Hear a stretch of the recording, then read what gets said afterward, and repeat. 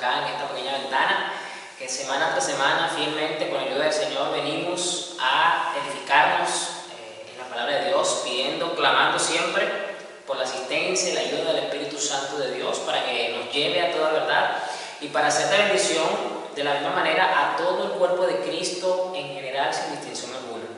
Así que bueno, vamos a orar para continuar con este estudio de dos pueblos, un solo Dios. Así que Señor, en el nombre de Jesús te bendecimos, honramos tu nombre, pedimos como siempre la asistencia de tu Espíritu Santo, ya que por medio de tu Espíritu Santo, Señor, tú inspiraste las Sagradas Escrituras. Tú nos dejaste estas maravillosas palabras que nos alientan, que nos confortan, que nos brindan esperanza, consuelo, que tenemos hermosas y maravillosas promesas sobre las cuales nuestra alma reposa y descansa cada día, Señor, y nos permite de esa forma mirarte en medio de la tempestad, en medio de la tormenta, cuando aparentemente no vemos luz, podemos ver la luz por medio de tu santa y bendita palabra.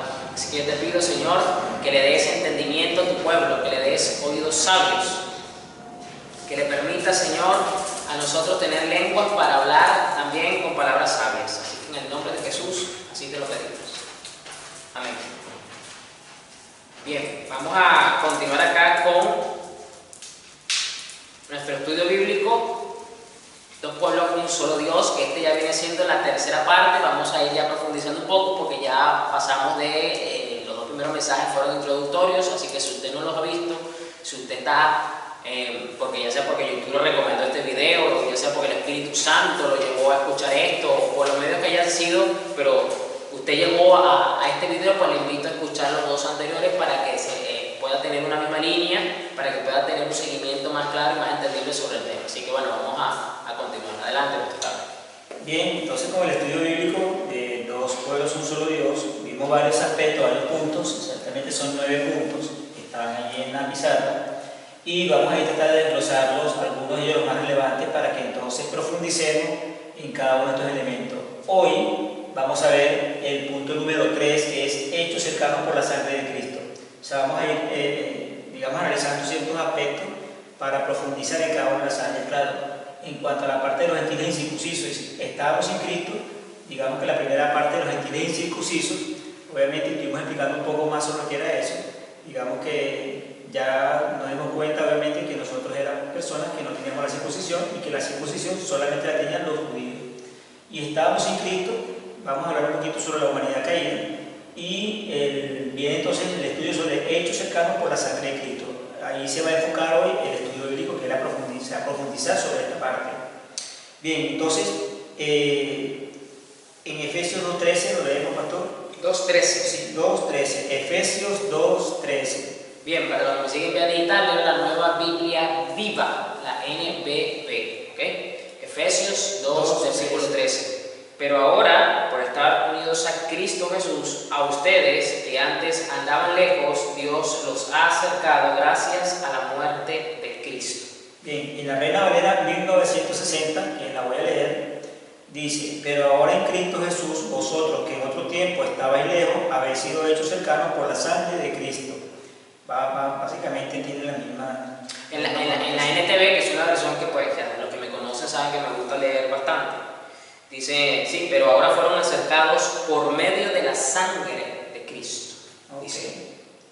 Entonces, digamos que realmente nosotros estábamos lejos, o sea, las personas que no conocíamos de Cristo, los gentiles, todas aquellas personas que obviamente no conocíamos, digamos lo que era el Dios de los judíos, estábamos lejos. Y obviamente todo lo que nace en Cristo también está lejos. Entonces, estaban lejos es la humanidad caída. El que está lejos de Cristo, ¿cómo está? Vamos a leer el versículo 1 de Efesios 12, versículo 1. Efesios 2, 1. ¿Dije Efesios 12? Sí, por eso. No, perdón, es Efesios 2, 1. Efesios 2, versículo 1. O sea que a veces como hablamos rápido puede que se sí, voy a hablar un poco más lento porque tal vez no se entiende bien. Antes de ser cristianos, ustedes estaban muertos para Dios a causa de sus delitos y pecados. Así como estaba la humanidad, y aquí en la Reina Valera dice: y Él os dio vida a vosotros cuando estaban muertos en vuestros delitos y pecados. O sea, la humanidad caída simplemente estaba muerta en delitos y en pecados. Bien. Otro aspecto le damos ahora en el versículo 2, o sea, el siguiente. Vivían siguiendo la corriente de este mundo, obedecían los dictados del príncipe del imperio del aire, quien ahora mismo está operando en el corazón de los que se rebelan contra el Señor. Bien, en la Reina Valera dice, en los cuales anduviste en otro tiempo, siguiendo la corriente de este mundo, conforme al príncipe de la potestad del aire, el espíritu que ahora opera en los hijos de desobediencia. Es decir, estábamos engañados por el mundo siguiendo las corrientes de este mundo. O sea, toda la persona que no conoce a Cristo está siguiendo la corriente de este mundo, anda hacia adelante, camina hacia adelante porque tiene que caminar. Por eso es incoherente ver cristianos que se dejan llevar por la línea de pensamiento, por la línea cultural, por la línea social, por la línea política del mundo, del sistema. Porque aquí nos dice que los que están muertos en el pecado, ¿okay?, son los que se dejan llevar por la corriente de este mundo. Entonces no es posible ver cristianos, si supuestamente son cristianos de verdad, ¿okay?, porque sabemos que también hay falsos cristianos. Por eso tengo que hacer la observación, aunque no debiese ser necesario, porque ya automáticamente, intrínsecamente, cuando uno dice cristiano, ya hay una genuinidad, ya hay una integridad. Pero bajo los contextos y las circunstancias que estamos viviendo, pues se hace necesario como que añadir estas palabras antes para hacer una diferencia. Se dejen llevar por la corriente de este mundo. Inclusive se ven iglesias que uno no sabe si son discotecas, uno no sabe si son antros, uno no sabe si son bares, a lugares de reunión santo del cuerpo de Cristo de la iglesia del Señor, porque no hay diferencia con el mundo.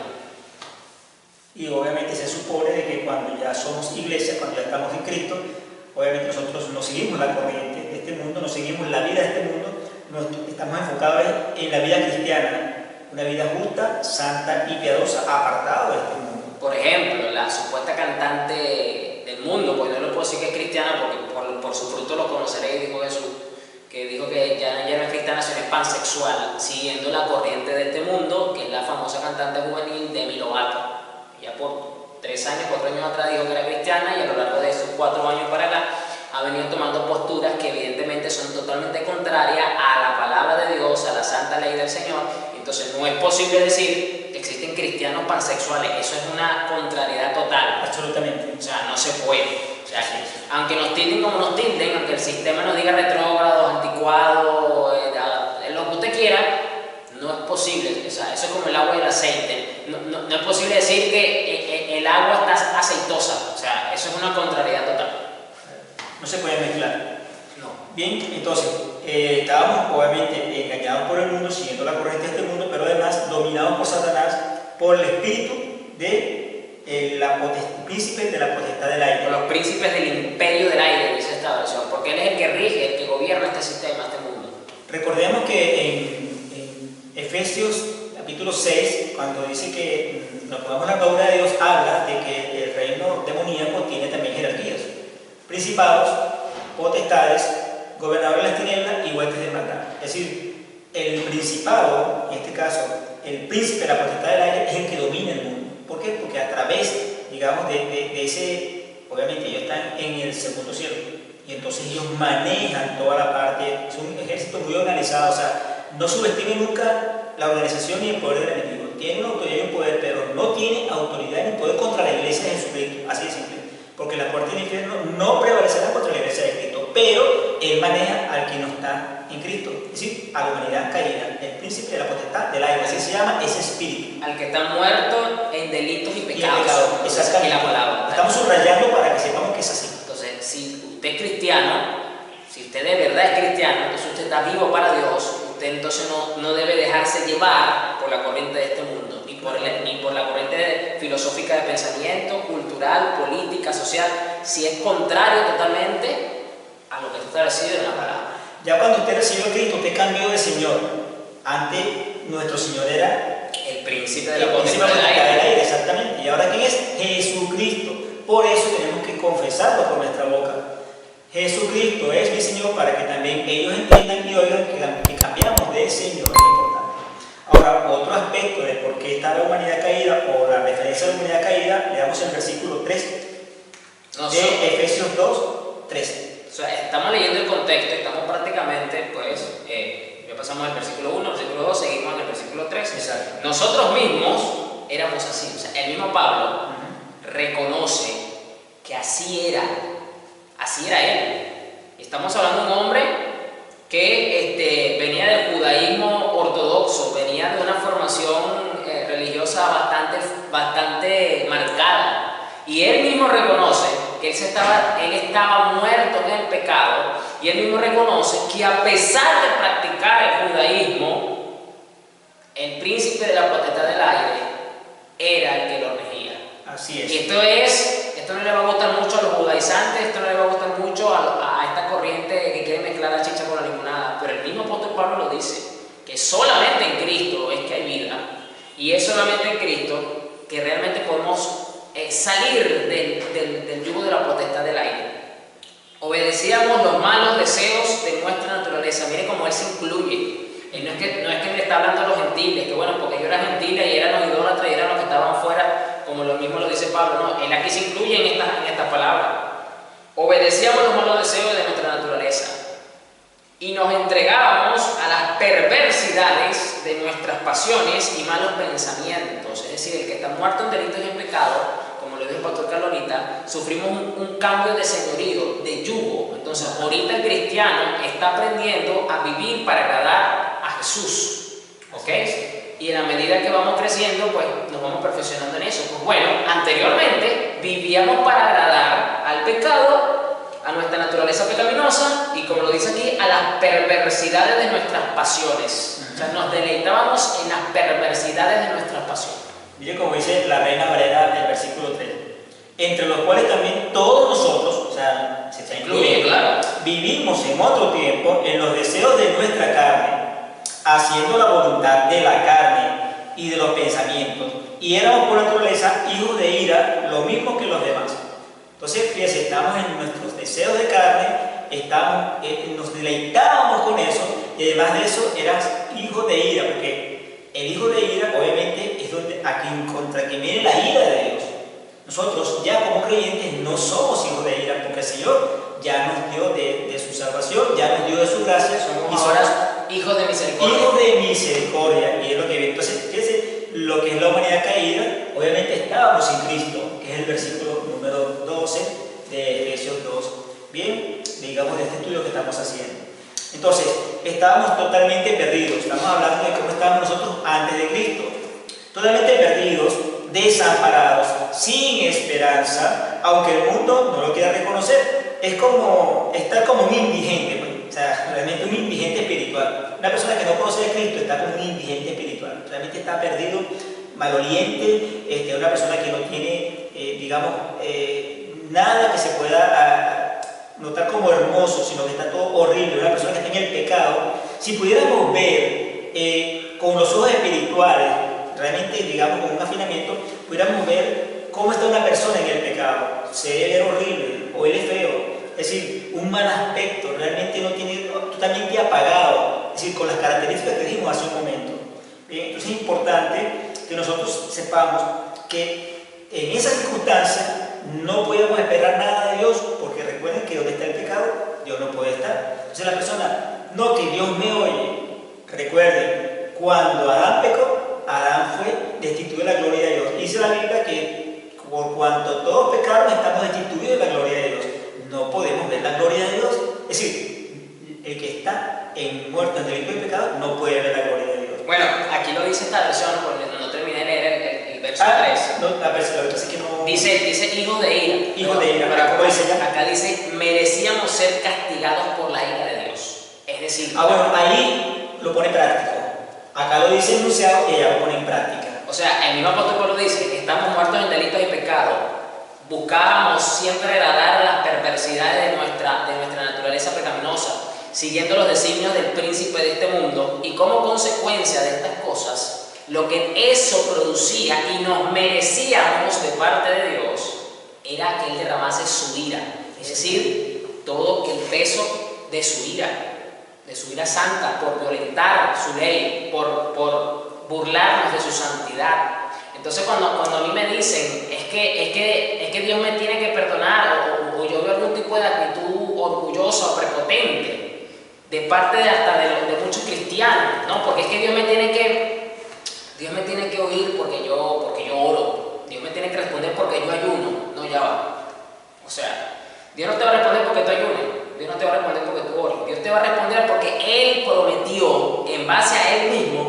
iba a escuchar y que Él iba a tener misericordia de nosotros. No por nada que nosotros nos merezcamos, porque no hay absolutamente nada que nosotros podamos hacer para merecernos algo de Dios, de su misericordia. Lo que nosotros sí nos merecíamos, lo dice aquí el apóstol Pablo, es que Él descargase toda su ira sobre nosotros. Y como lo dice la Reina Valera, los que todavía están bajo esa condición son hijos de ira, es decir, el pago, lo que ellos van a recibir, ¿okay? Si no vienen a la luz de Cristo, es la ira de Dios. Y nadie quiere ver a Dios enojado, y menos descargando su ira. Wow, eso es tremendo. Es muy tremendo, exactamente. Entonces, obviamente, no tienen nada que esperar de Dios. Vamos a leer, para complementar esta parte, Romanos capítulo 3. Romanos 3, versículos 9 al 18, para complementar un poco lo que dice la palabra con respecto a este tipo de personas. Romanos 3, de 9 al 18. Dice, bueno, ¿somos los judíos mejores que los demás? Interesante esta pregunta que le estaba diciendo Pablo a estos compatriotas que se están convirtiendo a la fe. En ninguna manera. Ya hemos demostrado que todos los hombres son pecadores, ya sean judíos o gentiles. Como dicen las Escrituras, nadie es bueno, nadie en absoluto. Nadie entiende, ninguno busca a Dios. Todos han perdido el camino, nadie vive como Dios manda. Sus conversaciones están llenas de suciedad, como el hedor de una tumba abierta. Sus lenguas están cargadas de engaños. Yo no sé, quizás posiblemente Pablo en su vida, como judío, a lo mejor le tocó la desagradable experiencia de oler una tumba abierta, y por eso está tomando acá hace la analogía, porque para poner esta analogía, miren que es algo fuerte. Yo me imagino que usted ha tenido la experiencia de cazar algún tipo de ratoncito o rata que se haya metido en su hogar, y ya sea porque tiene usted su perro, su gato, un familiar, su esposo, o usted misma le ha tocado darle muerte a esta plaga, o buscar el cadáver, si usted colocó veneno, porque ya usted se dio cuenta porque se murió por el olor. Y ese pequeño animalito, o la rata, pues, que es un poquito más grande, pero no deja de ser un animal pequeño, puede desprender un olor tan fétido y tan desagradable que uno no descansa hasta encontrar ese animal muerto y sacarlo de la casa. Ahora imagínense la tumba de un cuerpo humano abierta, la putrefacción que eso debe de tener. Y Pablo está diciendo que eso sale de la boca de esas personas. Y Pablo está poniendo ese olor, está poniendo esta alegoría. Por eso digo, a lo mejor no lo sé si tuvo algún tipo de experiencia y por eso la está usando, o está simplemente siendo inspirado completamente para ponerlo, pero es para que usted tenga una referencia de lo fétido, o no la muerto, de lo que realmente representa para Dios, cómo hiere las personas que están muertas en el pecado. Ajá. Cuando dicen están impregnados de veneno de serpiente, su boca está llena de maldición y amargura, matan con rapidez y ligereza, donde quiera que van dejan tras sí destrucción y miseria, nunca han sabido lo que es la paz y no les importa Dios ni lo temen. Ok. Interesante como lo dice acá. En la Reina Valera lo dice de esta forma: ¿qué pues? ¿Somos nosotros mejores que ellos? En ninguna manera, pues ya hemos acusado a judíos y a gentiles que todos están bajo pecado. O sea, obviamente sin Cristo, obviamente es la naturaleza pecaminosa. Como está escrito, versículo 10, no hay justo ni aun uno, no hay quien entienda, no hay quien busque a Dios. Todos se desviaron, a una se hicieron inútiles, no hay quien haga lo bueno, no hay ni siquiera uno. O sea, que no se lo baja nadie. Sepulcro abierto su garganta, que lo dice de esta forma, con su lengua engañan, veneno de áspides hay debajo de sus labios. Su boca está llena de maldición y de amargura. Sus pies se apresuran para derramar sangre, quebranto y desventura hay en sus caminos, y no conocieron camino de paz. No hay temor de Dios delante de sus ojos. Pues esta es una característica, digamos, un moldeamiento de lo que es en sí la humanidad caída.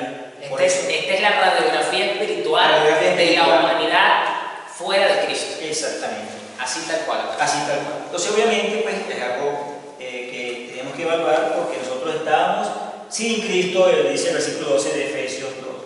Ahora, ¿cuál es la actitud de Dios hacia esta humanidad caída? O sea, ¿qué vino a hacer? ¿Cómo lo ve Dios una vez que la humanidad caída entra entonces en esta línea del Mesías?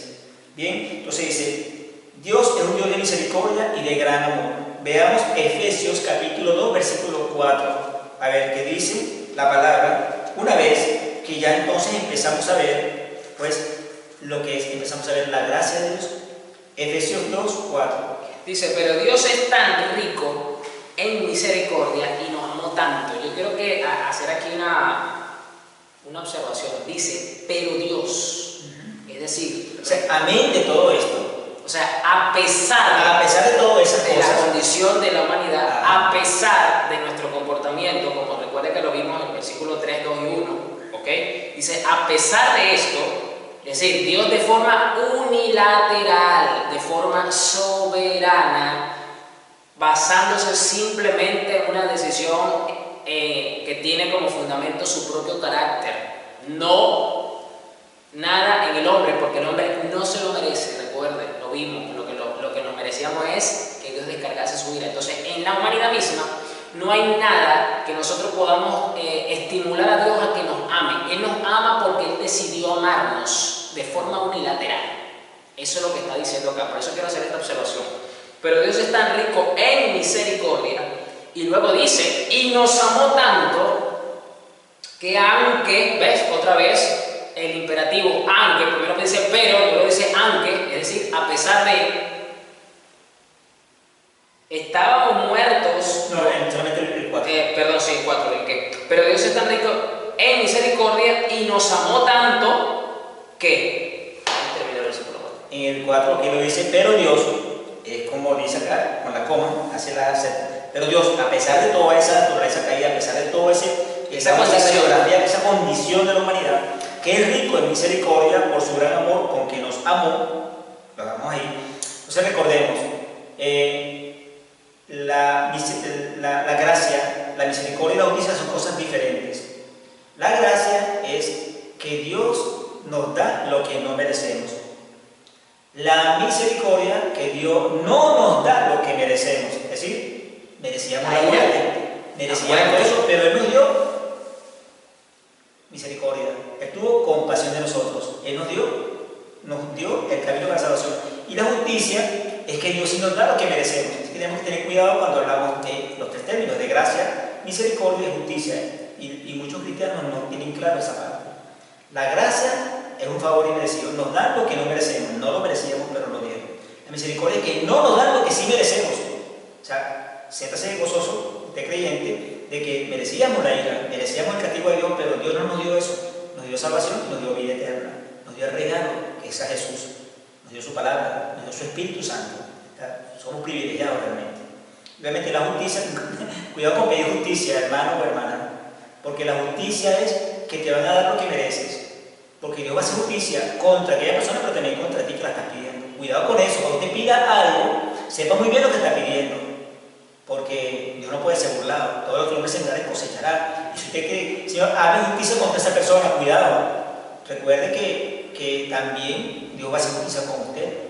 Es algo que está fuera de esto, pero es importante hacerlo ver como creyente, porque es un principio que debemos mantener como creyentes. No, está bueno. El paréntesis está interesante porque complementa perfectamente y ayuda a los cristianos a entender estos conceptos. Y yo voy a añadir otro concepto a esa lista, pastor. Okay. Porque a lo mejor yo sé que a lo mejor uno se estará preguntando, ¿y qué significa entonces ser justificado por Dios?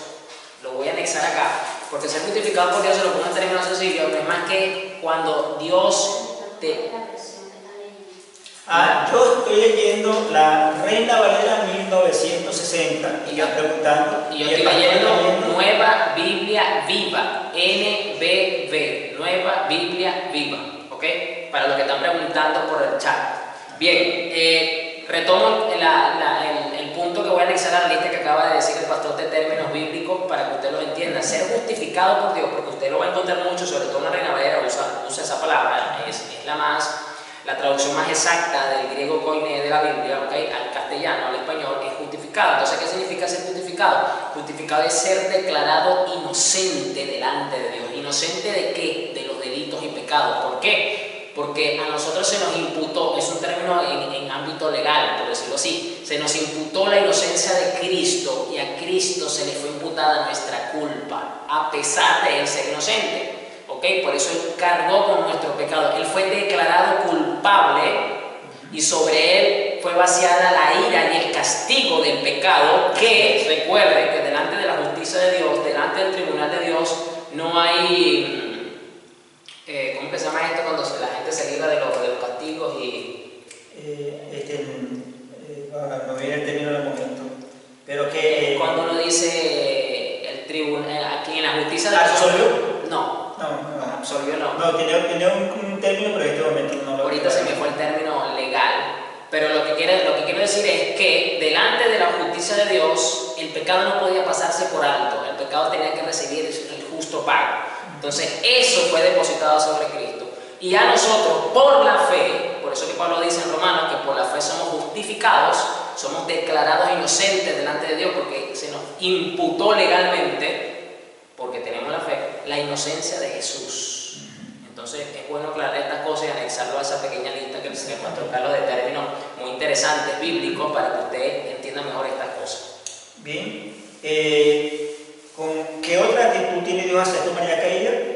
El Señor Jesús, por su muerte en la cruz, nos ha devuelto a la plena comunión con Dios. Leemos Efesios 2:13. 2:13. Lo va a leer primero en la versión Nueva Biblia Viva y después lo leo en la Reina Valera 1960. Pero ahora, por estar unidos a Cristo Jesús, a ustedes que antes andaban lejos, Dios los ha acercado gracias a la muerte de Cristo, como lo dice las otras versiones, los ha acercado por medio de la sangre de Cristo. Aquí lo dice la Reina Valera así, de esa forma. Pero ahora en Cristo Jesús, vosotros que en otro tiempo estabais lejos, habéis sido hechos cercanos por la sangre de Cristo. Y estamos adentrándonos en la parte del estudio. Otro elemento de cómo Dios, digamos, cuál es la actitud de Dios hacia esta humanidad caída que se ha ido arrepintiendo, que viene a los pies del Señor. Todo lo que se perdió por el pecado y por la caída ha sido recuperado y plenamente restaurado. Nos ha hecho cercanos por la sangre de Cristo. ¿Y qué significa haber sido hechos cercanos por la sangre de Cristo? Vamos a ver 6 puntos que van a determinar el enfoque de qué significa ser acercados a Cristo Jesús. Es decir, acercados al Padre a través de la sangre de Cristo. Primer punto de lo que significa haber sido hechos cercanos por la sangre de Cristo. Primer punto, hemos nacido de nuevo y hemos recibido vida eterna. Vamos a ver de Efesios 2, el versículo 1 y el versículo 5.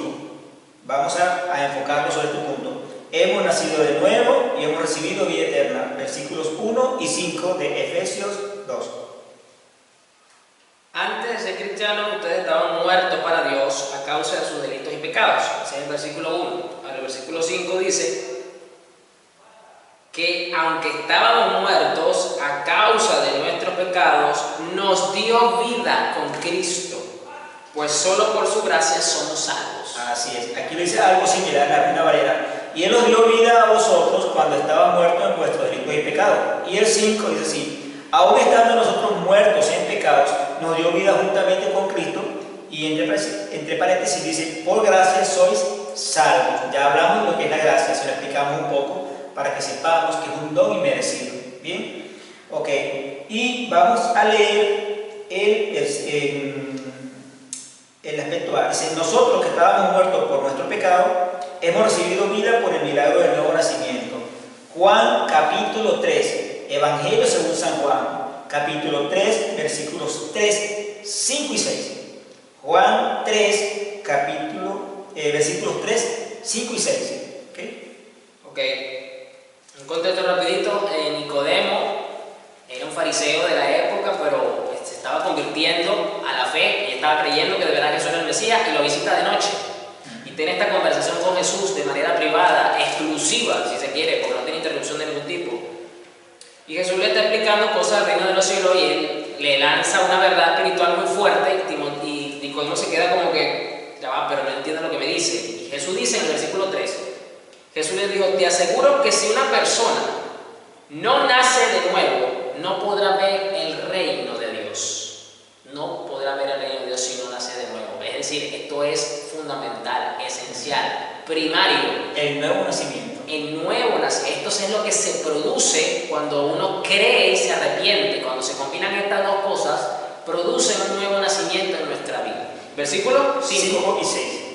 5 y 6.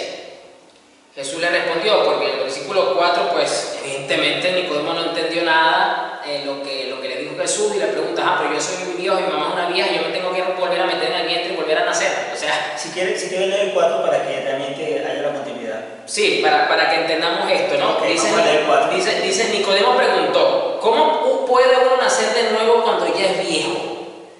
Porque Jesús le está hablando de una alegoría de lo que es el proceso del embrión, del proceso de nacimiento, para explicar una verdad espiritual. Recuerde que esa era la costumbre del maestro. Él lo ve desde el punto de vista natural. Y él lo agarró literal. O sea, Señor, lo que tú me estás diciendo yo no entiendo cómo lo voy a hacer. ¿Acaso puedo entrar otra vez en el vientre de mi madre y nacer de nuevo? Y Jesús le respondió, te aseguro que el que no nace de agua y del Espíritu no puede entrar en el reino de Dios. Versículo 6, ¿no? Los que nacen de padres humanos son humanos, los que nacen del Espíritu son espíritu. Amén. No te sorprenda de que te dije de que tienes que nacer de nuevo. Versículo 7, le vuelve a enfatizar la verdad espiritual. Entonces lo que Jesús le está diciendo a Nicodemo es, usando el ejemplo del nacimiento natural, es que tiene que haber un nacimiento espiritual también en la persona. Yo ahorita lo voy a explicar con una mano para hacerle una simbología. Vamos a leer en la Reina Valera, Juan 3, del 3 al 7. Respondió Jesús y le dijo, de cierto te digo, que el que no naciere de nuevo no puede ver el reino de Dios. Nicodemo le dijo, ¿cómo puede un hombre nacer siendo viejo? ¿Puede acaso entrar por segunda vez en el vientre de su madre y nacer? O sea, lo veo desde el punto de vista natural. Respondió Jesús y le dijo, de cierto te digo, que el que no naciere de agua y del Espíritu no puede entrar en el reino de Dios.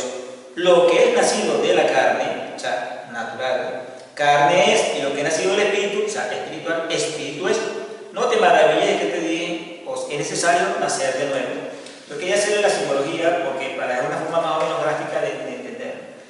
Nosotros somos un espíritu que tiene un alma y que vive dentro de un cuerpo. Bien, así es la secuencia lógica. Somos un espíritu, vea este dedo, un espíritu que tiene un alma y que vive dentro de un cuerpo. Recordemos que el espíritu es la vida de Dios, es la vida que Dios da, sopló Dios en el hombre, aliento de vida y fue a dar un alma viviente. O sea, el alma es lo que realmente nosotros tenemos, digamos, que debemos ir moldeando durante toda nuestra vida, que es mente, intelecto, pensamientos, sentimientos, emociones y voluntad, y el cuerpo es la morfología, huesos, tejidos, sangre, etc. La persona, el ser humano que no tiene a Cristo en el corazón, que está muerto, o sea, tiene vida, pero está muerto en tinieblas, está en pecado, viene este espíritu, en vez de estar con el, o sea, digamos, de pie, está como muerto. Miren cómo está. Está aquí como un tuquito, ¿eh? Se ve que está a la mitad o más bajo. Entonces, este espíritu está muerto, está como muerto, está en tinieblas, tiene un alma, sí, tiene mente, sentimientos, emociones, fuerza de voluntad, pensamiento, y tiene un cuerpo, claro, todos los seres humanos tenemos. Pero cuando nosotros recibimos a Cristo y entonces hacemos en Cristo Jesús nuevamente, ¿qué pasa? ¿Dónde es el nuevo nacimiento? Aquí, en el Espíritu. Aquí es donde se nace de nuevo. Y entonces sí hay la conexión con Dios. Ve ahora, porque el alma queda igual. Solo que a partir del momento en que hay un nuevo nacimiento, que ahora sí se puede conectar con Dios, esta alma va a ser cambiada, su mente, pensamientos, sentimiento, voluntad, y obviamente usted se va a cuidar más su cuerpo. Bien, esto que está aquí, que si sigue sintiendo, va a ser moldeado, pero el nuevo nacimiento es aquí, es lo que quería significar. ¿Se quería comentar algo sobre eso, pastor? Sí, tomando en cuenta que creo que yo tengo un mensaje relacionado con esto, no recuerdo ahorita si lo tengo en el canal, pero un comentario final ya sobre este punto es que la alegoría que está usando Jesús es muy completa, porque él está hablando entonces de un bebé que viene al mundo, ¿okay? Que viene a la luz, ¿okay? Y que tiene que entrar en un proceso de crecimiento para comprenderse a sí mismo, para conocer y comprender más a sus padres y para entender y comprender el entorno nuevo donde se encuentra. Lo mismo ocurre espiritualmente, la persona nace espiritualmente y empieza un proceso de crecimiento para comprender todas las verdades relacionadas a sí mismo, para empezar a comprender y a entender y a relacionarse con su Padre espiritual, ¿okay? Con el Padre, con nuestro Padre, con el Señor Jesús, con el Espíritu Santo y con su entorno que es espiritual realmente, y esto nos cambia la perspectiva de todas las cosas, y esto es algo progresivo, ¿okay? Por eso le digo que inclusive esto es mucho más mucho más aristas, tiene muchas más cosas, pero no quería dejar pasar el momento porque lo que Jesús le está diciendo aquí a Nicodemo es una gran verdad que tiene varias raíces muy interesantes. Claro, es más profundo, lo estamos diciendo en un aspecto general, porque es uno de los aspectos que estamos hablando. Exacto. Lo tocamos muy someramente porque es muchísimo más profundo. Obviamente, claro, dijimos hace un momento que nosotros cuando comenzamos a Cristo cambiamos de Señor. Sí, antes conocíamos el mundo, conocíamos las cosas del mundo, cómo se comportaba el mundo y todas las cosas que al mundo le gustaban. Cuando cambiamos de Señor, y ahora Cristo es nuestro Señor, como dice el pastor, hay que conocerlo, hay que empezar a entenderlo, hay que profundizar en el Espíritu para poder recibir de ese Padre nuevo, ese Padre espiritual que viene, entonces, realmente su naturaleza.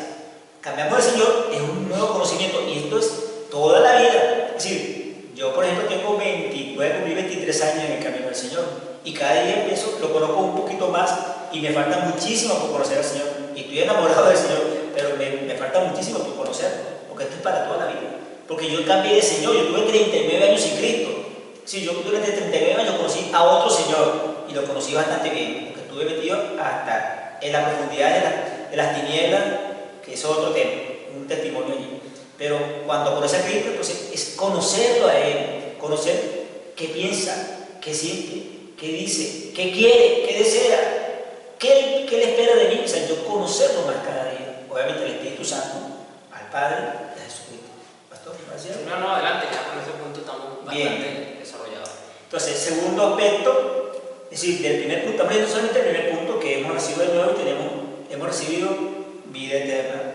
Aspecto B. En el momento en que creímos en Cristo y le recibimos como Salvador y Señor, lo vemos en Juan 1:12.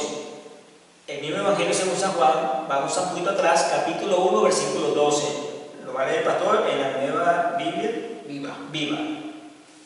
Pero a todos los que lo recibieron, a los que creen en Él, les dio el derecho de ser hijos de Dios. Ok, algo parecido lo dice la Reina Valera, más a todos los que lo recibieron, a los que creen en su nombre, les dio potestad de ser hechos hijos de Dios. Yo quiero hacer una observación acá, porque siempre este texto lo toman de manera aislada, ¿no? Y este texto, cuando lo leemos conectado sobre todo con el versículo 13, con el que sigue, nos da a entender mucho mejor lo que acabamos de leer en Juan 3. ¿Por qué? Porque en Juan 3 el Señor Jesús nos dice que hay que nacer de nuevo. Ahora yo les pregunto a ustedes, ¿un bebé puede nacer de forma unilateral por decisión propia? El bebé no nace por decisión propia. Número uno, se necesita desde la voluntad de los padres para que ellos unan componentes de su cuerpo que se van a unir y van a durar un proceso de 9 meses. Se forma el bebé y el bebé nace, inclusive nace dependiendo de la madre, porque la madre entra en labores de parto. Porque yo digo esto porque precisamente tiene una conexión perfecta con Juan 3, porque el versículo 13 dice... Claro, lo que pasa es que yo le iba a decir, es el siguiente punto. Bueno, me adelanté sin querer queriendo, pero no quería dejar de pasar el comentario. No, pero continúa porque a lo mejor se me podía pasar, ¿no? Los hijos de Dios, continúa el apóstol Juan diciendo, no nacen de la sangre, aclara, ni por deseos naturales o por voluntad humana, sino que nacen de Dios, es decir, por una decisión unilateral, así como los padres decidieron tener hijos, ¿ok? Y hacen el trabajo, por decirlo de una forma, no tengo que entrar en detalle en eso porque creo que no es necesario, ¿ok? Y se gesta la vida en el vientre de la esposa, de la madre, entonces no estuvo involucrado la voluntad del bebé que viene de camino, sino de la misma manera, el apóstol Juan dice, es por una decisión unilateral de Dios que Dios engendra hijos de estos muertos que estaban y los trae a la vida. Entonces, estos son los que le creen y son los que le reciben. ¿Por qué? Porque hay una decisión unilateral de misericordia, de bondad, y estos creen entonces porque Dios decidió tener muchísimos hijos en el mundo, muchísimo. Hay personas que no les gusta esta explicación que yo estoy dando, ¿no? Por ciertas posturas teológicas, pero no podemos diseccionar la palabra conveniencia con un bisturí para tomar lo que nos conviene y lo que no. Yo siempre lo he dicho y lo mantengo, que la palabra hay que tomarla por su justo valor y en el contexto en el que está dado, es lo más íntegro y es lo más correcto. Entonces, bueno, adelante, pastor. Sí, Sí, entonces vamos a pegar los dos puntos porque ya se está tocando el aspecto y ya sé que se tocó, vamos a profundizar entonces.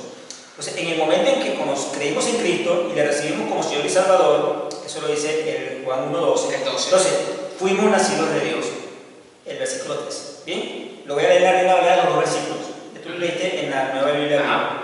La Reina Valera dice así: mas a todos los que le recibieron, a los que creen en su nombre, les dio potestad de ser hechos hijos de Dios, los cuales no son engendrados de sangre, ni de voluntad de carne, ni de voluntad de varón, sino de Dios. Bien, pues somos engendrados de Dios realmente. Nosotros hemos nacido de nuevo, hemos recibido vida eterna, fuimos engendrados de Dios realmente. Eso es lo que quiere explicar acá. Por eso dije que tenía una relación perfecta con Juan 3. Porque aquí prácticamente esta declaración apostólica que hace... Por eso que están todos como elementos del mismo punto, del nuevo nacimiento y la vida eterna.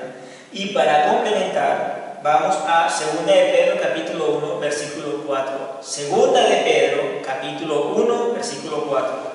Vamos allá.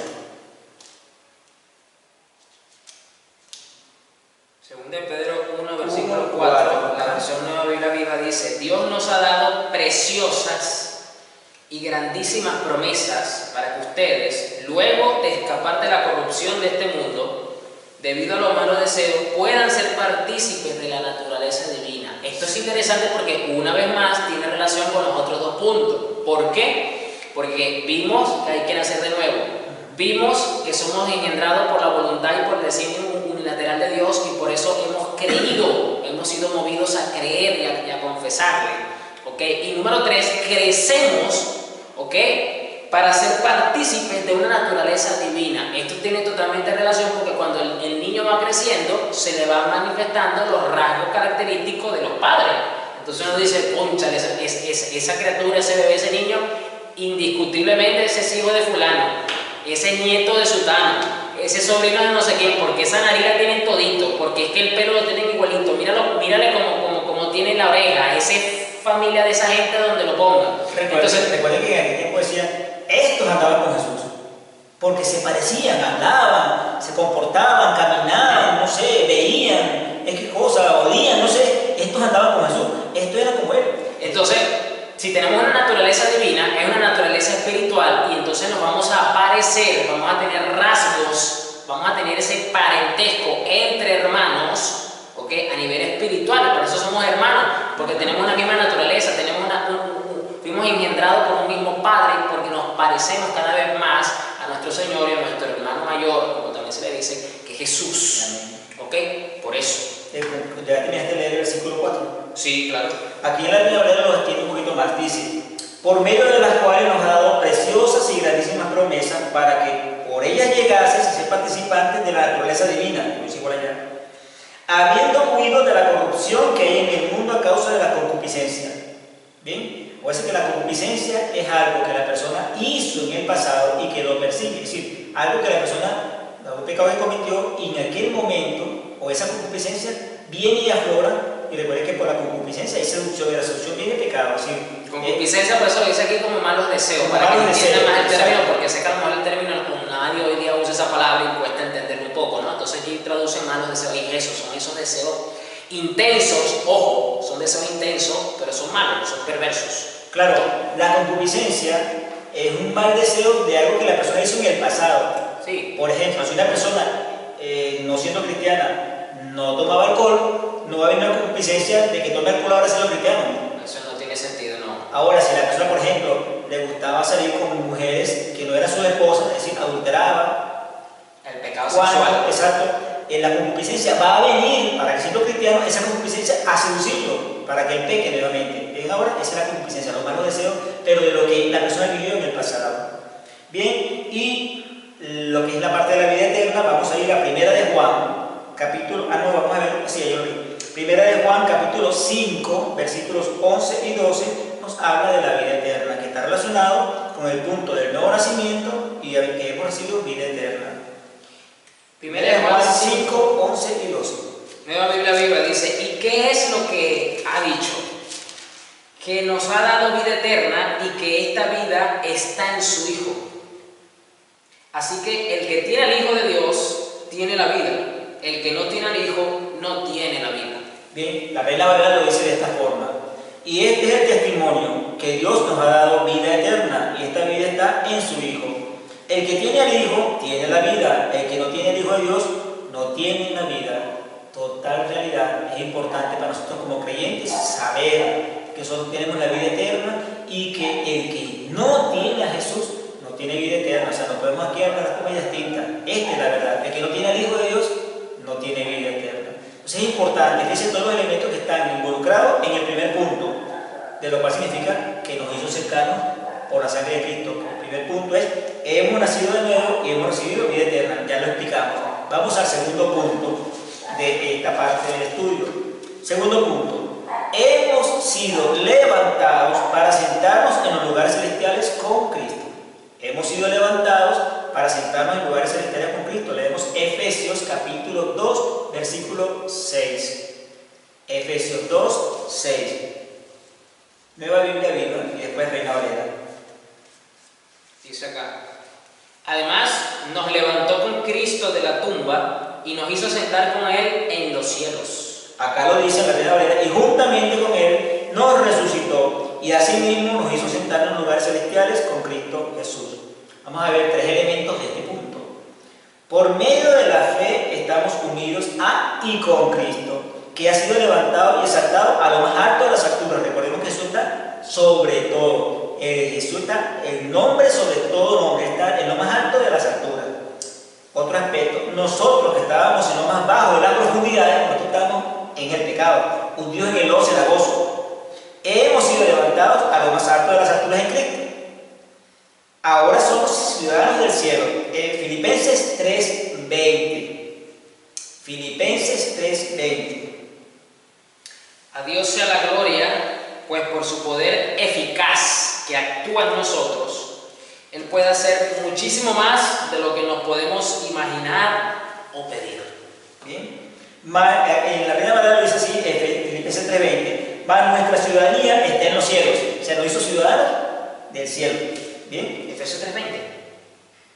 Porque dice bastante. No, disculpe, Filipenses 3:20. Ah, yo dije Efesios. No, Filipenses 3:20. Error mío.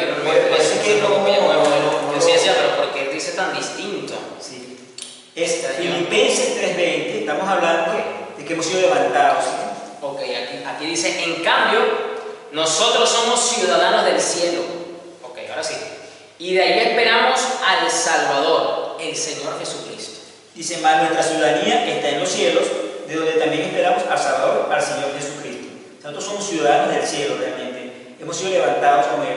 Realmente somos ciudadanos de nuestra... O sea, nosotros somos, como dijo un hombre de Dios, nosotros somos cielanos. Somos ciudadanos, Esa es nuestra ciudadanía. ciudadanía. Es nuestra nacionalidad. Tercer punto, hemos sido salvados por su gracia. Hemos sido salvados por su gracia, Efesios 2, versículos 8 al 10.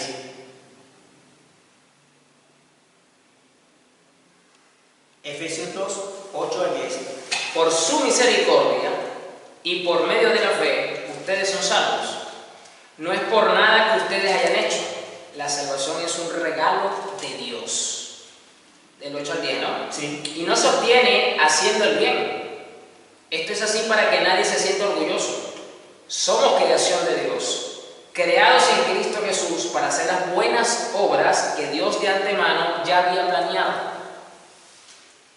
Bien, en la Biblia lo dice así, porque por gracia sois salvos, por medio de la fe, y esto no de vosotros, pues es don de Dios, no por obras para que nadie se gloríe, porque somos hechura suya, creados en Cristo Jesús para buenas obras, las cuales Dios preparó de antemano para que anduviésemos en ellas. Bien, ¿qué significa entonces ser salvados? Ser salvados incluye todas las bendiciones que vienen a ser nuestras por medio de la fe en Cristo. Bien, la salvación es una posesión del presente actual. O sea, nosotros cuando recibimos a Cristo, la salvación la tenemos en el presente actual. Sí, nosotros obviamente es nuestro futuro. Cuando nosotros partamos de la tierra, la salvación nos va a llevar a la presencia de Dios, pero es un presente para nosotros, es algo que está actual, en la cual nosotros tenemos la confianza de que nosotros, manteniéndonos realmente dentro de lo que Dios nos ha solicitado y pedido para la obediencia, que cuidemos nuestra salvación con temor y temblor, nosotros vemos la salvación como algo presente, actual, del creyente. Es completamente por gracia, ya lo dijimos, es un regalo. Pero dicen, la salvación es un regalo de Dios. Es un regalo de Dios, es totalmente un regalo. Si nosotros no hicimos nada para merecer la salvación, no hicimos absolutamente nada, y no hay forma de pagarlo. ¿Usted tiene alguna forma de pagarle a Cristo por todo lo que ha hecho en la cruz?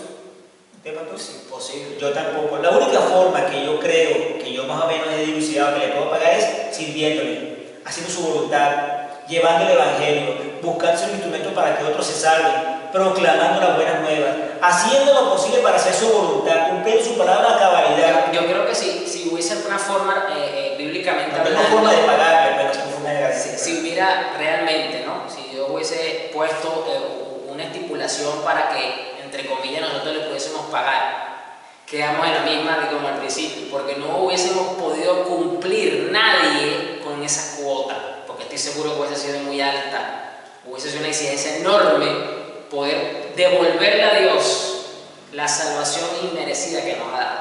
Así que igualito íbamos a quedar en deuda, tanto por un lado como por el intento de intentar pagarle lo que hemos recibido. Entonces, esto precisamente nos debe liberar de recordar esta gran verdad de todo tipo de orgullo, de todo tipo de prepotencia, de todo tipo de soberbia, sobre todo cuando estamos atravesando momentos difíciles, cuando estamos pasando circunstancias complicadas. Bueno, qué más ejemplo que esta pandemia mundial que todos estamos viviendo. Porque a pesar de esta pandemia, que uno puede ver la noticia y uno puede ver que de verdad hay personas que la están pasando bien difícil con esta pandemia, han pasado situaciones duras con esta pandemia. Nosotros no hemos pasado por esas situaciones. Y con esto no estoy diciendo que estemos viviendo dentro de una burbuja, ¿no? Como dicen algunos, que a nosotros no nos tocan estas cosas. No, sí somos afectados, sí nos afecta. Pero el recordar que no hemos sido alcanzados de esa forma, sino que ha sido la misericordia de Dios la que nos ha guardado a pesar de las circunstancias, eso nos hace ser humildes ante nuestro Señor, ante nuestro Salvador. Nos hace recordar de que nos merecemos quizás por nuestra indiferencia, por nuestra actitud rebelde, por nuestra actitud necia, que estamos mirando este mensaje tremendo este domingo y empezamos a hablar un poco de la necedad, que a lo mejor nos mereciéramos sufrir estas cosas y con todo y todo no las hemos sufrido. Entonces, no tenemos como de qué jactarnos definitivamente. Así es. Entonces, bueno, somos salvos por gracia, eso es un don, es la fe. Puede que la fe es la fe del Señor que nos ha depositado a nosotros. Él dice que tuviéramos fe como un grano de mostaza. Puesto los ojos en Jesús, el autor. El autor, o sea, el que la da y el que la consuma. El que la origina, el que la desarrolla. Exactamente, es Jesús. ¿Bien?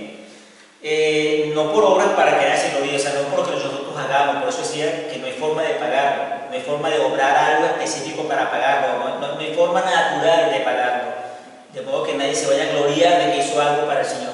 Simplemente no hay forma de pagarlo. O sea, yo hace un tiempo que Pablo se consideró que después de haber hecho todo lo que había hecho, yo soy muy útil soy, o sea, simplemente yo soy útil para Dios, pero me considero inútil en el aspecto de que no merezco ni una molécula de gloria, toda la gloria es para Dios. Es decir, lo que yo he hecho, no hay forma de pagar al Señor, no hay forma de retribuirle lo que Él hizo en la cruz. Mire, no sé si realmente usted tiene conciencia, yo no lo he visto, pero el sufrimiento que había llevado nuestro Jesús en la cruz del Calvario, esos latigazos, creo que ¿cómo se llama la película? Sí, la película, ¿cuál es? La Pasión de Cristo. La Pasión de Cristo. Muy gráfica, o sea, una gráfica muy cruda, ver cómo se tasajaba la piel de nuestro Señor, cómo derramaba, o sea, cómo se burlaron, cómo los tropearon, cómo lo golpearon, cómo le escupieron, cómo lo arrastraron, cómo lo clavaron. Así, eso es algo que no hay forma de pagar. Los latigazos, los azotes, es algo que no hay forma. O sea, realmente Cristo llevó un sufrimiento demasiado fuerte. Y no hay forma de compensar nada de eso, ¿no? Querido oyente, hermano, realmente. Y entonces, además, en el versículo 10, dice, porque somos hechura suya, es decir, una vez que nosotros nacemos de nuevo, somos su hechura, creados en Cristo para buenas obras, las cuales Dios preparó de antemano para que anduviésemos en ellas. Hay unas buenas obras que el Señor quiere que hagamos. Recuerden que en Mateo 25 dice que Jesús, en el juicio de las naciones, va a poner a las ovejas a la derecha y a los cabritos a la izquierda. ¿Y qué fue lo que hiciste? Señor, ¿cuándo hicimos algo para ti? Cuando tuve hambre, me diste de comer, tuve sed, me diste de beber, tuve enfermo y me curaste, tuve en la cárcel y me visitaste, tuve desnudo y me vestiste, fui forastero y me recogiste. Hay unas buenas obras preparadas de antemano para usted y para mí, para que andemos en esas buenas obras. Esas son las buenas obras que Dios quiere. Buscar a la viuda, al huérfano, al menesteroso, al que no te puede devolver lo que tú le des. O sea, busca darle a gente que no puede devolverte el favor. Porque eso es tal cual lo que Dios hizo con nosotros. Él sabe que no le podemos devolver lo que Él hizo por nosotros en la cruz. Él está claro de eso. Y aún así lo hizo. Exactamente. Entonces, Él lo que está diciendo en pocas palabras, repite el ejemplo que yo te estoy dando. Y de hecho, por eso es que Jesús es nuestro modelo ético de vida. Lo que Él hizo, debemos imitarlo. Pablo le dijo, imítame a mí como yo imito a Cristo. Es decir, yo te he tratado de hacer lo que Él hacía. Ahora imítame a mí, que yo soy un ejemplo natural actual de cómo actúa Cristo. O sea, es la referencia. Claro, es una referencia contemporánea para Timoteo en ese momento cuando Pablo le dijo eso. ¿Bien? Punto número 4 de hechos cercanos por la sangre de Cristo. Hemos sido llevados a una nueva relación con Dios. Hemos sido llevados a una nueva relación con Dios. Efesios 2:18. Porque gracias a Él, judíos y no judíos, podemos acercarnos al Padre con la ayuda de un mismo espíritu. Y aquí, si usted no lo sabe, cuando usted le aparezca en la palabra de Dios, cuando usted lo lea espíritu con E mayúscula, es en relación al Espíritu Santo, al Espíritu de Dios. Eso lo digo para que, a lo mejor usted ha notado que aparece espíritu con E minúscula y espíritu con E mayúscula. Esa es la razón. ¿Okay? Espíritu con E minúscula se puede referir al espíritu del hombre o a los demonios. ¿Okay? Pero cuando es con mayúscula es con el Espíritu Santo. Entonces aquí dice que gracias a Jesús, tanto judíos como no judíos, podemos acercarnos al Padre. Entiéndase esta palabra acercarnos en términos de una relación íntima con el Padre. ¿Okay? Podemos empezar a experimentar esa relación que Jesús tanto manifestó, porque Jesús cambió totalmente la relación que el hombre tenía con Dios. Una vez que el hombre cae en el pecado, si usted se pone a ver la Biblia, empieza Dios a manifestarse a los patriarcas, vienen las tribus de Israel, el pueblo de Israel, empiezan a salir los diferentes profetas, pero todos se refieren por algún nombre específico del Señor. Dios, el Señor, Adonai, que realmente es la palabra hebrea, Adonai.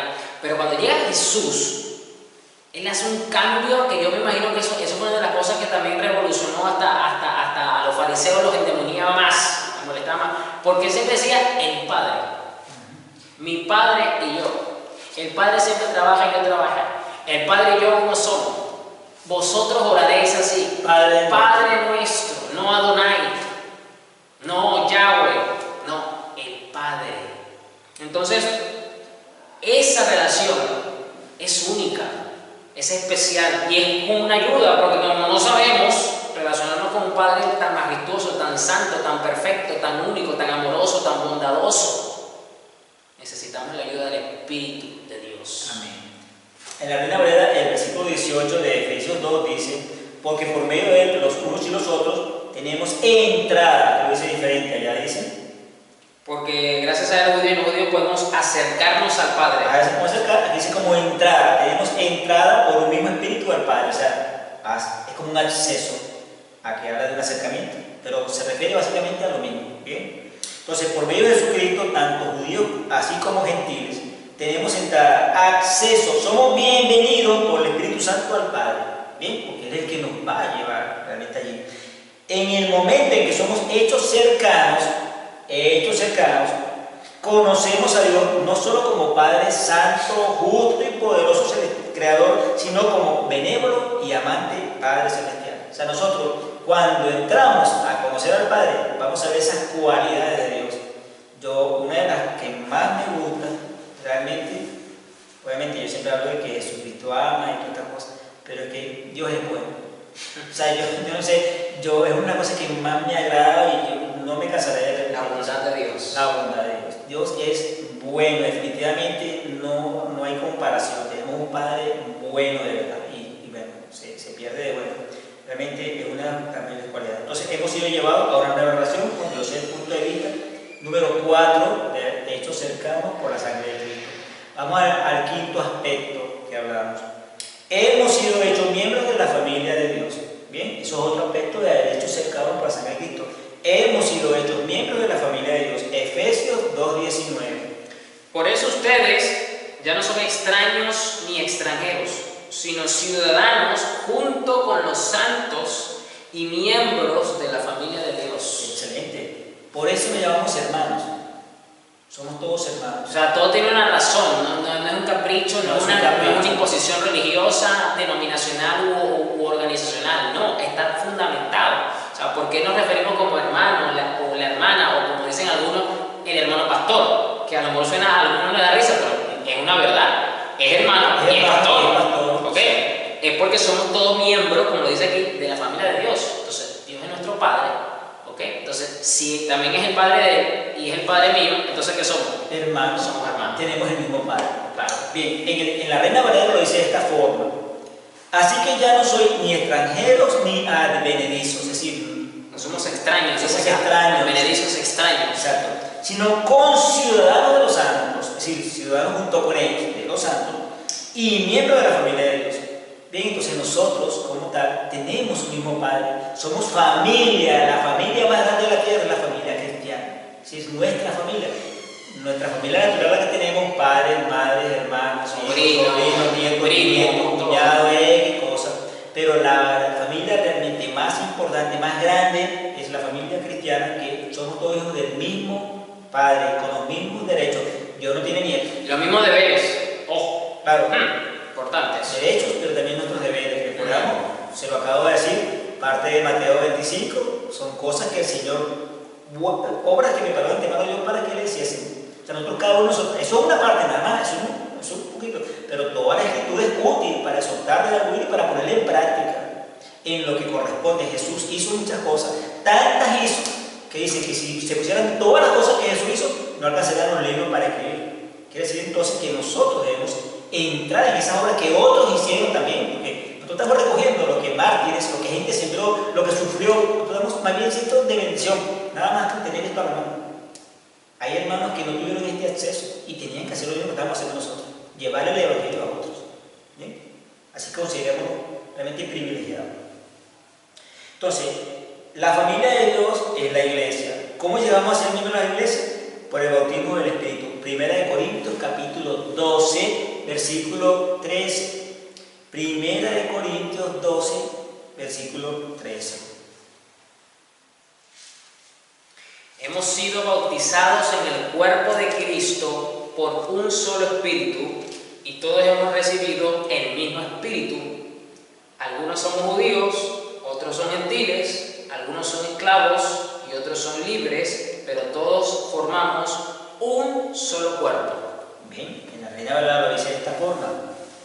1 Corintios 12, 13. Porque por un solo Espíritu, y es mayúscula, lo que explicaba el pastor hace un momento hablando del Espíritu Santo. Porque por un solo Espíritu fuimos todos bautizados en un cuerpo, sean judíos o griegos, sean esclavos o libres, y a todos se nos dio a beber de un mismo Espíritu. Fíjense la unidad que está hablando acá. Mismos cercanos realmente. O sea, ya no está hablando de que nosotros tenemos un bautismo, que nosotros realmente nos dieron de beber del mismo Espíritu a cada uno de nosotros, sea de donde proceda. El Señor hace acepción de personas. Así que usted no se crea más que nadie.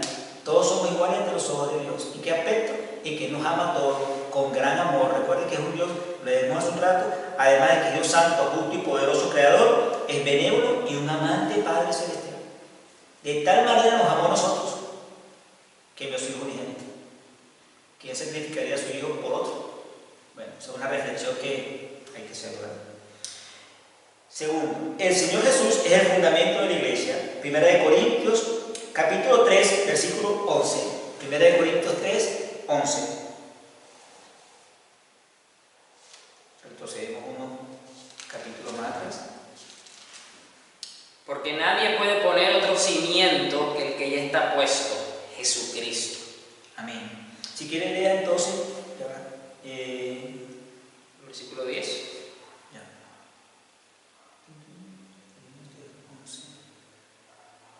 Pablo está hablando en el versículo 10 de ponerlo, está hablando de edificar, de poner cimientos y todo esto, y luego concluye con esa declaratoria sobre Jesús. Si quiere leer 10 y el 11 exactamente.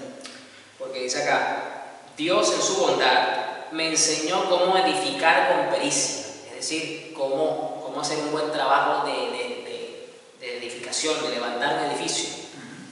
Yo puse los cimientos y otro edificó encima, es decir, él puso las bases, las columnas, el esqueleto del edificio, del cuerpo, lo puso Pablo, dice. El que edifica encima debe de tener cuidado cómo edifica, porque nadie puede poner otro cimiento que el que ya está puesto, que es Jesucristo. Por eso dice que hay que tener cuidado, porque no se puede cambiar la estructura, no se puede cambiar las bases, no se pueden cambiar las columnas, porque eso es lo que sostiene los diferentes pisos, los diferentes niveles que están uno encima del otro. Entonces tiene que mirar eso. Claro, el fundamento de la iglesia es Cristo.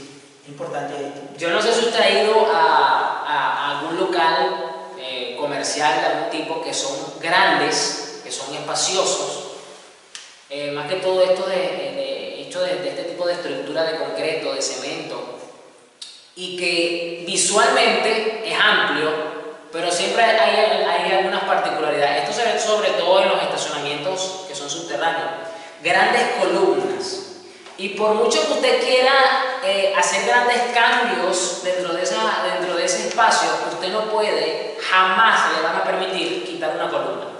Porque así usted diga que le queda feo, así usted diga que le estorba para lo que usted quiera hacer, así usted alegue lo que usted quiera alegar, nadie le va a permitir a usted quitar ni una columna, ni siquiera modificarla. Eso no se toca. Entonces, igualmente, espiritualmente hablando, la estructura, las bases, los fundamentos, las columnas de la iglesia son innegociables, no se cuestionan, está establecido perennemente de la forma en que fue dado por los apóstoles y que es Cristo mismo en todas las doctrinas esenciales. Por eso que yo en este tema, en el tema de las doctrinas esenciales, no me siento a negociar, no soy tolerante. Puedo escuchar, puedo meditar en muchas opiniones que se dan, pero estoy claro sobre este fundamento y no acepto cambio alguno por mucha Biblia que se me demuestre. Ojo, porque lo hacen con Biblia, evidentemente, para buscar convencer. Pero realmente cuando tú conoces la verdad te da un discernimiento para ver el error y no hay forma alguna de negociar esto. Y esto es ahorita muy importante, porque recordemos que el mismo Espíritu Santo dijo por medio de Pablo en Timoteo que los últimos tiempos van a ser caracterizados por un gran nivel de apostasía, ¿ok? Así que hasta que se manifieste el anticristo físicamente. Así que de aquí en adelante vamos a ver grandes cantidades y grandes manifestaciones de apostasía. ¿Y esto qué va a hacer entonces? Que van a cambiar las columnas de lo que ya está establecido, van a intentar cambiar los cimientos, van a intentar modificar y transformar las verdades de la iglesia, los fundamentos, ¿ok? Porque eso es la apostasía. O sea, hay que tener mucho cuidado con estas cosas. Bien, y ya sabemos que el fundamento es Cristo y leemos ahora Efesios 2:20.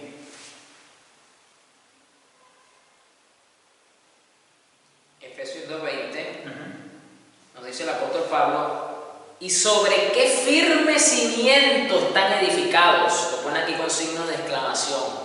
¡Wow! O sea, tremendas bases, tremendas columnas, tremendo soporte tiene ese edificio. Nada menos que el de los apóstoles y profetas, y con Cristo mismo como piedra angular. El fundamento esencial, la piedra angular es Jesús. Sobre él viene el fundamento de apóstoles y profetas, y sobre eso se va a edificar. Es decir, que es importante tener esos fundamentos: la piedra del ángulo, el fundamento de apóstoles y profetas. Voy a leer el versículo 21 porque tiene la misma línea de lo que venimos hablando. Sí. Unidos a Cristo, formamos parte del bien armado edificio. Fíjese cómo lo dice aquí, que va construyéndose hasta que sea el templo santo del Señor. Porque dice que se va construyéndose en tiempo continuo, hacia adelante. ¿Por qué? Porque usted y yo estamos siendo santificados todos los días. Esto es un proceso, como le dije hace un momento, un proceso de santificación. Cada día de la vida hay que ir creciendo, hay que ir perfeccionando, hay que ir santificándose, hay que ir buscando la manera de crecer más en el Señor, que es lo que nos falta tanto. Yo tengo 23 años y me falta muchísimo camino por recorrer.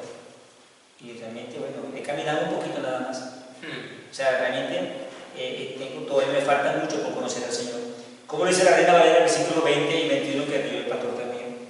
Edificado sobre el fundamento de los apóstoles y profetas, siendo la principal piedra del ángulo Jesucristo mismo. 21. En quien todo el edificio, bien coordinado, va creciendo para ser un templo santo en el Señor. Bien, recordemos. El edificio, obviamente, si no tiene unos buenos cimientos, ese edificio obviamente no se puede levantar adecuadamente. Podrá ser muy bonito lo que quieran hacer ahí, pero si no tiene buenos cimientos, eso se va a caer. Cuestión de tiempo se cae. Bien, los apóstoles y los profetas son miembros fundamentales, es un fundamento que está allí, porque por medio de ellos, de su ministerio, fue como la iglesia bien coordinada, eso es lo que ellos hicieron, comenzó a crecer como un templo santo en el Señor, porque ellos pusieron un fundamento a través de la piedra del ángulo que es Cristo, con los principios de Cristo, y entonces bien coordinado, porque realmente Pablo fue realmente muy objetivo, muy preciso, dio instrucciones muy claras con todas sus cartas para que la iglesia creciera adecuadamente. De hecho, él como apóstol realmente hizo una labor fundamental. Es que por eso que, claro, voy a hacer este comentario para no desviarme, ¿no? Sino como para complementar esto que estamos mirando. Porque dice acá el apóstol, lo dice el apóstol Pablo, que el objetivo, el propósito del ministerio apostólico básicamente era dejar los cimientos bien establecidos, bien claros, bien firmes, para que de ahí la iglesia edificase. Todos los demás venían en el tiempo, porque Pablo no sabía que iban a pasar 2021 años de cristianismo. Él creía que la segunda venida iba a ser cuando él estaba vivo todavía, ¿ok? Pero por eso entonces afirmamos, y aquí lo hemos dicho, que el ministerio apostólico no puede estar presente, actual, vivo, porque el objetivo es colocar el fundamento, y ya el fundamento fue puesto. Entonces, ¿para qué están presentes los apóstoles modernos hoy día? ¿Cuál es el objetivo?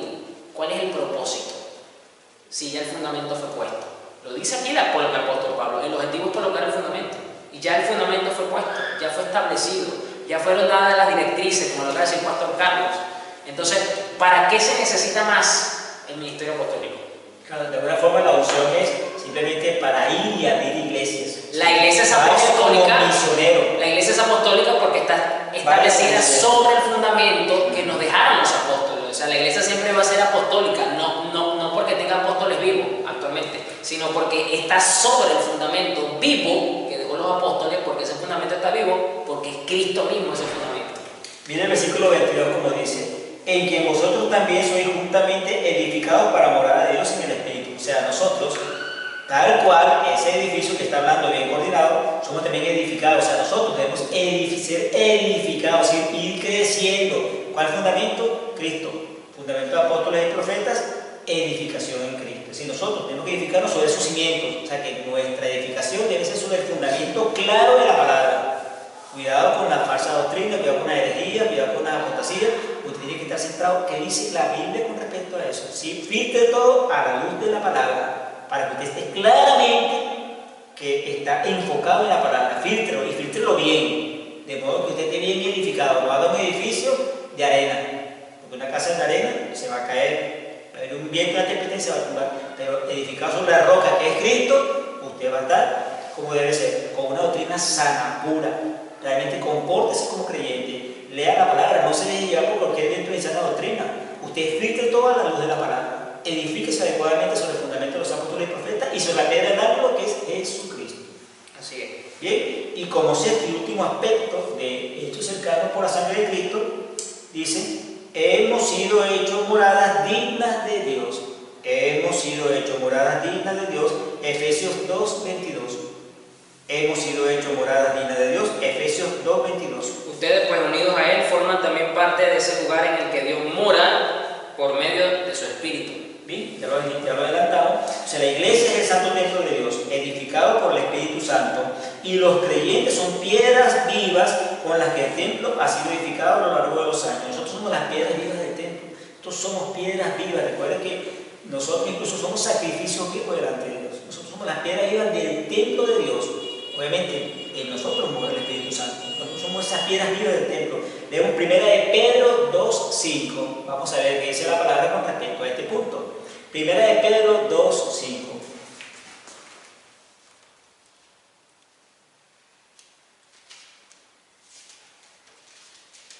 También ustedes son piedras vivas con las que se está edificando una casa espiritual. Así llegan a ser un sacerdocio santo para que le ofrezcan a Dios sacrificios espirituales por medio de Jesucristo. Estos sacrificios a Él le agradan. ¿Sí? La Reina Valera lo dice de esta forma: vosotros también, como piedras vivas, sed edificados como casa espiritual y sacerdocio santo para ofrecer sacrificios espirituales aceptables a Dios por medio de Jesucristo. O sea, nosotros tenemos que ser sacrificios espirituales y ser edificados en la santidad. Nosotros debemos edificarnos constantemente en la santidad. Recordemos, cada uno de nosotros da cuenta de Dios de la vida que lleva y debemos vivir una vida justa, santa y piadosa delante de Dios. Y nosotros, como embajadores de Cristo, somos cartas abiertas leídas al mundo. Nunca se olvide de eso. Nosotros vamos a demostrar que hay dentro de nosotros. Bien, pronto el templo de Dios estará completo. Recuerden, la palabra dice: cuando se complete el número de gentiles. Es decir, nosotros los gentiles poco a poco hemos ido agregándonos a la familia de Dios, pero hay un número de gentiles que tienen que ser completados para que entonces la salvación vuelva a los judíos. Entonces la iglesia será arrebatada. Bien, cuando se complete el número de gentiles. Entonces, si nosotros somos las piedras vivas del templo, pronto ese templo será terminado con las piedras vivas, estarán completadas. Así es, si es una pared de tantos metros, tanta altura, hecha de piedras vivas, son los gentiles. Entonces pronto ese edificio va a estar terminado. Entonces será el final del día de la gracia. Es decir, en ese momento ya la salvación no será por gracia, porque al ser retirada la iglesia, yo no voy a ver la salvación por gracia. Eso es un creo que usted dio ese estudio, pastor. Sino la salvación será entonces a precio de sangre. Sí, creo que fue cuando hablamos de la escatología, que hablamos en el estudio, no recuerdo ahorita cuál de los y nosotros seremos arrebatados para estar en la presencia de Dios siempre. Vamos a leer 1 de Tesalonicenses capítulo 4, 1 de Tesalonicenses 4, 15 al 17, para hablar de este aspecto. De acuerdo con lo que el Señor nos enseñó, nosotros les aseguramos que los que estemos vivos, cuando el Señor regrese, no nos adelantaremos a los que ya están muertos. El Señor mismo bajará del cielo con voz de mando, con voz de arcángel y con trompeta de Dios, y los que murieron creyendo en Él serán los que resucitan primero. Luego, los que estemos vivos en ese momento seremos llevados junto con ellos en las nubes para reunirnos con el Señor en el aire, y así estaremos con el Señor para siempre. Bien, en la nueva versión tampoco queremos, hermanos, que ignoréis acerca de los que duermen, para que no entristezcáis como los otros que no tienen esperanza.